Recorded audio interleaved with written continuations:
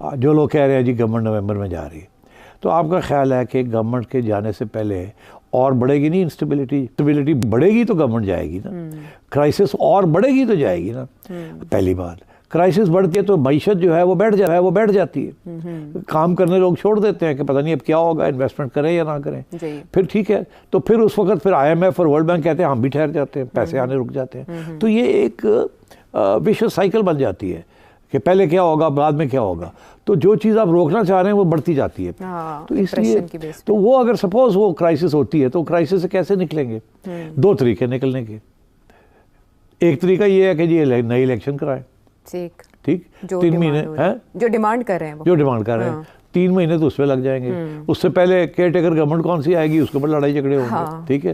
پھر election commissioner change کرنی ہے، خان صاحب یہ الیکشن کمیشن تو نہیں مانیں گے، پھر اس کے اوپر لڑائی جھگڑے ہوں گے، نئے رولز بنیں گے الیکشن کے تو پھر مطلب ہے کہ 4-5 مہینے تک ہی نکل جائیں گے لڑائی جھگڑے.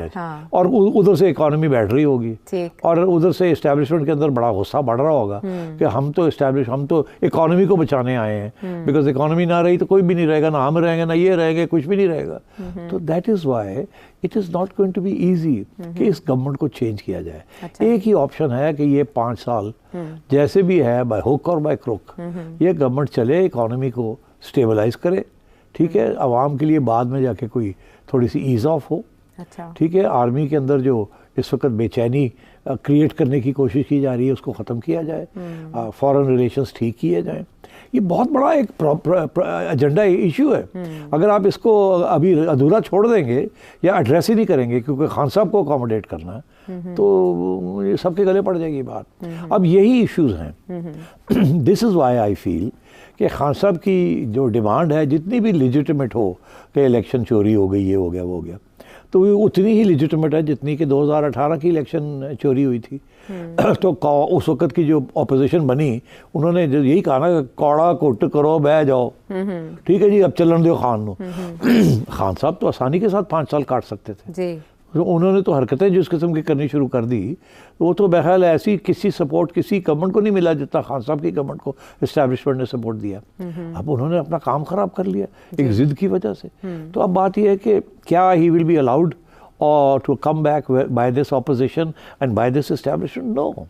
Until and unless there is a change in the establishment. Okay. Short of that, there will be no change in the politics of this country. Okay. وہ کسی صورت میں نظر نہیں آ رہا کہ وہ کیسے ہوگا، کیوں ہوگا، اس کے بعد کیا نئے رولز بنیں گے نہیں بنیں گے. اور جو خطرہ نظر آتا ہے وہ یہی آتا ہے کہ یہ سمجھتے ہیں ہم الیکشن کی طرف جا رہے ہیں. میں سمجھتا ہوں کہ ایکول چانسز ہیں کہ آپ اس کے بالکل برعکس کسی سڑک پہ چل پڑے جو کہ بہت ہی خطرناک ہوگی.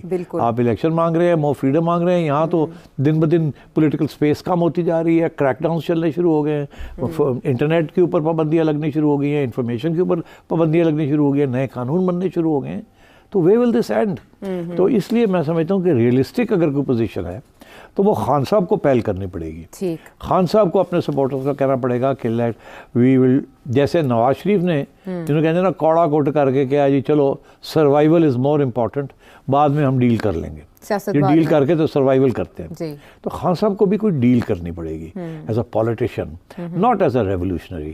یہ ریولیوشنری سچویشن نہیں ہے، یہ انارکی کی سچویشن ہے، یہ اینٹی اسٹیبلشمنٹ سچویشن نہیں ہے، یہ پرو اسٹیبلشمنٹ. کون بنے گا، وہ کہتے ہیں نا کون بنے گا کروڑ پتی، کون بنے گا اسٹیبلشمنٹ کا بیسٹ فرینڈ، مکھیہ منتری.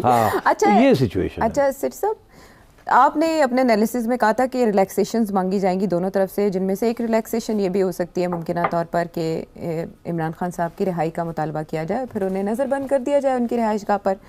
یہ پاکستان تحریک انصاف کے لیے ایک بہت بڑا ایج ہوگا کہ ان کے لیڈر باہر آ جائیں گے. اب یہ آپ کی بات بہت سے انالیسز میں بھی آ رہی ہے، لیکن مختلف فارمولے، ہر کوئی اپنے اپنے فارمولے لے کر مارکیٹ میں آیا کہ قومی حکومت بننی چاہیے جس میں پاکستان تحریک انصاف کے نمائندے بھی ہوں، عمران خان صاحب بے شک نہ ہو جو تھوڑے عرصے کے لیے کام چلا لیں.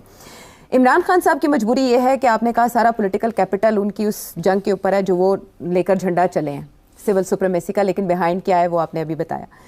محمود اچکزئی صاحب کو اپنا نمائندہ مقرر کرنا، پھر خواجہ آصف کا ایک ٹویٹ کر کے یہ بتانا کہ محمود اچکزئی صاحب نے عمران خان صاحب کی نمائندگی سے انکار کر دیا.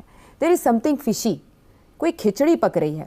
کیا پاکستان تحریک انصاف کو بھی سیف پیسج دیا جا رہا ہے کہ آپ محمود اچکزئی صاحب کے تھرو آئیں، بیٹھ کے ہم بات کر لیتے ہیں تھوڑے عرصے کے لیے، ان معاملات کو اس طرح سے چلاتے ہیں؟ دونوں طرف نہ شہباز شریف صاحب ادھر سے آ رہے ہیں نہ ادھر سے عمران خان صاحب آمنے سامنے بیٹھ رہے ہیں. تو نواز شریف صاحب اور آصف علی زرداری صاحب کے ہوتے ہوئے آپ کے خیال میں کوئی ایسا حل نکل سکتا ہے جو اس سے پہلے نہیں نکلا, کیونکہ ڈیمانڈز تو وہی ہیں؟ نہیں, گورنمنٹ تو ہے وہ تو شہباز شریف کے پاس ہے. It's not with Asif Zardari nor with Nawaz Sharif. یہ میں آج آپ کو کیٹاگوریکلی بتا رہا ہوں. اچھا, کیٹاگوریکلی بتا رہا ہوں. مریم نواز شریف اور شہباز شریف انڈیپینڈنٹ بالکل نہیں ہیں, مگر اب وہ میاں صاحب کے اوپر ڈپینڈنٹ بھی نہیں ہے. یہ میں آج آپ کو کیٹاگوریکلی بتا رہا ہوں. میاں صاحب کا انٹرسٹ بھی نہیں ہے کہ وہ اس کو چلائیں آن اے ہینڈز آن بیسس. پیچھے ہٹ گئے ہیں. ٹھیک, تو اب اور یہ کیوں ان کے ہاتھ میں کیوں ہے؟ Because they are close to the establishment. اچھا, میاں صاحب is not close to the establishment. ان کا تو ایک موقف ہے نا. شہباز شریف کا تو الٹا موقف تھا نا. جی, I love the establishment. The establishment loves me. ان کا مزاحمت ہے, ان کا مصالحت ہے. Loves me not, loves me not. اچھا, اب وہ جو ہے نا, وہ مریم نے بھی سوچا کہ this is the best policy. Obviously, this is the only way. Power talks with power. Power talks with power. So she's, so both the chief minister and the prime minister are totally with the establishment. Okay. ٹھیک ہے. ٹھیک, میاں صاحب پیچھے ہو کے بیٹھ گئے ہیں کہ جی مینیج کرو پھر, ٹھیک ہے. Because now we are here at this stage. اب کیا ہم, اور میاں صاحب تو ان کا تو اپنا بہت سی پالیسی ایشوز ہیں جو کہ اسٹیبلشمنٹ کو ایکسیپٹیبل نہیں ہے. میاں صاحب کو اسٹیبلشمنٹ پالیسیز ایکسیپٹیبل نہیں ہیں, مگر انہوں نے سیکریفائس کر دیا اپنا بیانیہ for the sake of Shahbaz Sharif and Maryam, and also کہ ہاں ملک کے لیے تو کچھ قربانیاں کرنی پڑیں گی. ٹھیک ہے. اور وہ ہمیشہ یہی کہتے ہیں کہ ہم نے یہ جو سارے اقدامات ہو رہے ہیں جو اینٹی پیپل ہیں, اب کیا کریں, ہم تو ملک کے لیے کر رہے ہیں. وہ کوڑا کوٹ کر کے ہی کہنا پڑتا ہے, یہی کہنا پڑتا ہے, مجبوری. مگر بات اصلی بات کیا ہے؟ اصلی بات یہ ہے کہ Noon League has lost the support of the people. میاں صاحب کو بھی پتہ ہے اس بات کا, سب کو پتہ ہے, اسی لیے چپ بھی ہیں, اسی لیے وہ چپ بھی ہیں کہ میں کس منہ سے بات کروں. یہاں تو سارا ووٹ بینک لے گیا عمران خان. اچھا, اب بات یہ ہے کہ سو ٹو سے کہ جی Asif Zardari and can play a role اور نواز شریف کین پلے اے رول جس کے ساتھ عمران خان کو اکاموڈیٹ کیا جائے, I don't think that's going to happen. اچھا, البتہ یہ ضرور ہے کہ آصف زرداری میں اور نواز شریف میں ایک فرق ہے. کیا؟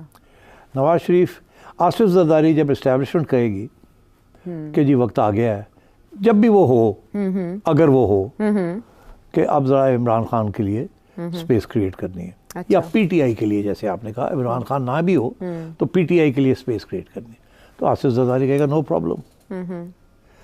مگر میاں صاحب نہیں مانیں گے.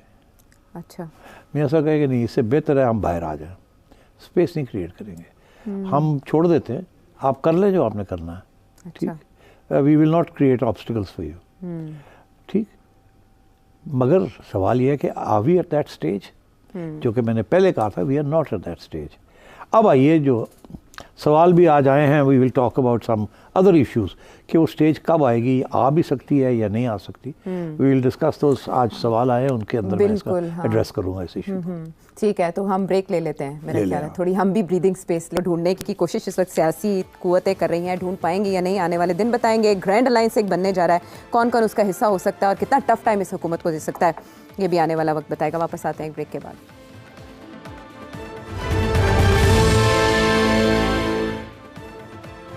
شو میں ایک بار پھر خوش آمدید. پاکستان کے حوالے سے ایک اور الارمنگ ایشو.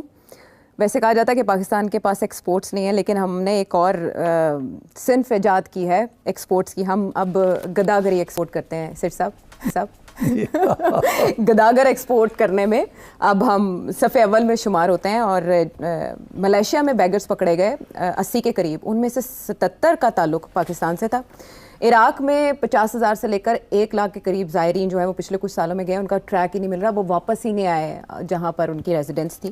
اس کے علاوہ یو اے ای نے بھی کہا ہے کہ آپ اللہ کا واسطہ ہے, آپ یہاں پر ہنرمند افراد بھیجیں. آپ جو بھیجتے ہیں وہ ہنرمند بھی نہیں ہوتے, اور دوسرا وہ جرائم پیشہ ہوتے ہیں, جیب کترے بن جاتے ہیں. اس طرح کی بہت سی رپورٹس جو ہیں وہ اوورسیز پاکستانیز کی جو منسٹری ہے وہاں پر ڈسکس ہوئی, ان کی طرف سے بریفنگ دی گئی. پاکستان کے لیے یہ بہت بڑی ہزیمت ہے, حد تک اس طرح سے ہے کہ ہمارا